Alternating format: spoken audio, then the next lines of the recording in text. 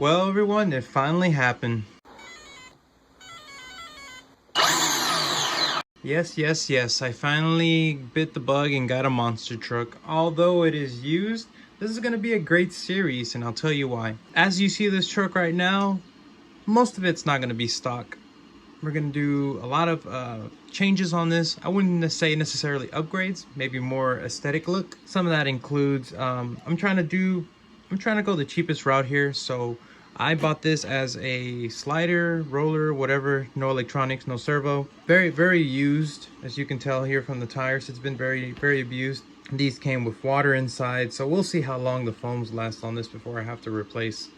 Definitely had a lot more water on these back ones than the front. Probably not in the best shape. Definitely has a big crack on the well, the driver sits in the middle, but on this left side here. But anyways, we're not using this body, and I'll show you which one we're going to use in a second. I actually came across this body from a yard client of mine, and he had it sitting for a while. Pretty much said that he didn't know what it went to, but it looks like it's going to fit this pretty decently.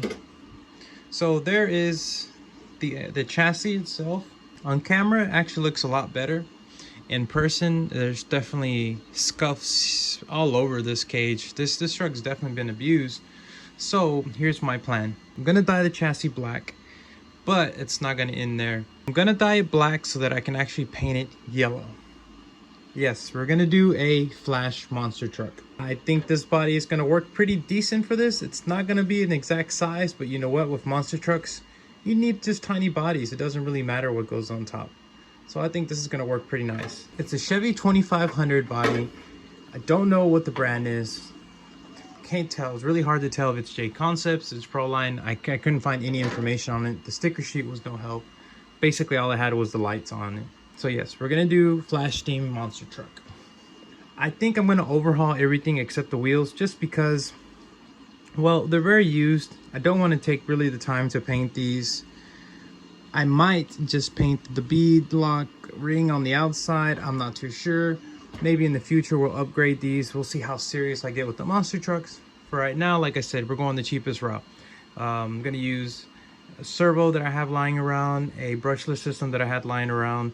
This body I got for free. I've only spent $3 on Rid Dye to dye the chassis, and I'm going to show you guys that process in another video.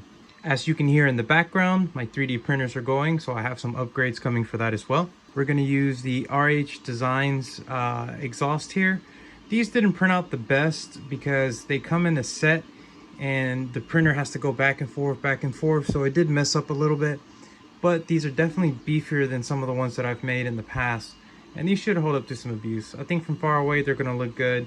It's going to be on a Basher monster truck anyway, so they're going to get some scuffs, and it's mine. I don't need them to be perfect. If these were for a customer, I would have definitely remade these. The quality that I put out is way better than what these came out as. I'm going to use these. I printed these out of PETG, which is a much tougher material than regular PLA and PLA Plus. These go on the rear so that you can attach a truck body like this one. So instead of having this super tall post, it'll just be one and one on the other side, and then we can just poke the holes through there for that. And then I think just the final thing that I'm going to do to this truck for now, until I figure out later on how exactly I'm going to set it up, I'm going to print this wheelie bar. So I already printed it red.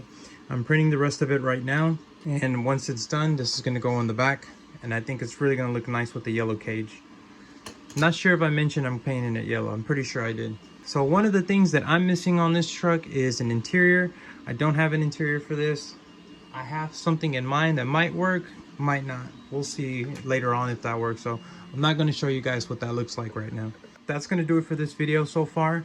Just kind of wanted to get you up to speed on what project we're working on next, and what you guys think about the monster truck. If you have an SMT, what have been some of the best upgrades or changes that you've done? I've heard that changing the shock positioning around helps a lot, so I'm gonna mess around with that, and we're just gonna do a build series on this and see where this ends up.